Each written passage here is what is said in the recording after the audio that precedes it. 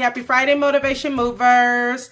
Welcome back. Your girl is back with an all new daily affirmation. I thank you guys so much for tuning in, holding it down, and I appreciate you. So sorry I missed you the last couple of days. Sometimes it's going to be like that, but do not allow me to stop you from getting into your scriptures. Make sure you guys are doing your due diligence. Do not lean on TD Jakes and Joyce Myers and whoever else that you may listen to. I love Trent Shelton. He's another, great inspirational, spiritual, speaker.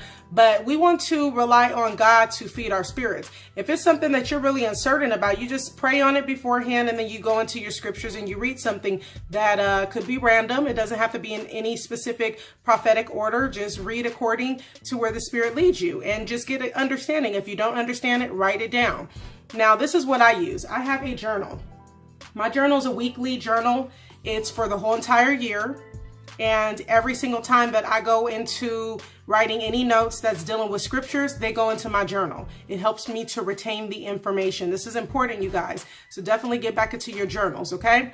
All right, so let's go ahead and get into today's daily affirmation. It's coming from the second book of John, chapter 1, verse 8. I'm going to read it, and it reads, "Watch out that you do not lose what we have worked so hard to achieve. Be diligent so that you receive your full reward." Really plain and simple. God is telling us, don't get distracted with whatever life is handing you, because then you don't want to miss out on everything you've worked so hard, to gain. All the blessings that God has provided you with, everything that He's instilled in you. Don't allow the distractions of the world, distractions of the day, distractions of people that may be in your life to lose those rewards, okay? Sometimes it doesn't always feel like it's a reward, because sometimes it takes God to work things out, and sometimes Him working things out could take months. It could take weeks, days, months, sometimes years. We cannot expect God to be a microwave God. That's just not the way He works. He is a God that takes His own time. He doesn't work at the speed of our wants. He works at the speed of our needs. And He always, like the scripture says, He's always on time. It may not feel like He's on time for you, but I'm going to tell you, when you're in the situation and it's going down, God is going to have your back when you're doing what you're supposed to be doing, okay? And He's going to come in and creep right in right on time, and you're going to be like, oh my goodness, I can't believe it. He came in and all of a sudden it just switched around, because that's the way God works. Things take time. In order for Him to move one thing, for it to move in the direction of where it needs to be, there's a process. He can't just say, voila, here you go. There's things, there's people and places, there's events that must take place. This is a process. It is not an event. So you have to have no expectation of God to do things on your time. It does not work that way. So when you just follow the guidelines, you do what you're supposed to be doing, guess what? You don't lose those rewards. Sometimes it feels like it's forever for you to get them. Sometimes you're like, okay, Lord, I want it right now. But He knows if He gives it to you right now, you're going to abuse what He gives you. So He will allow some delays to take place sometimes. Like, I wanted, a certain amount of money to come in at a certain amount of time, we'll just say, because I knew that I had things I had to take care of.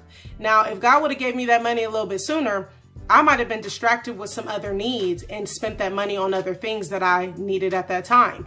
God knew, okay, in order for me to make sure that she doesn't go over her budget for what she's going to need later, I'm going to give her her money at a later time. And then He was able to provide me with what I needed right in the time needing. So I'm just saying, be patient.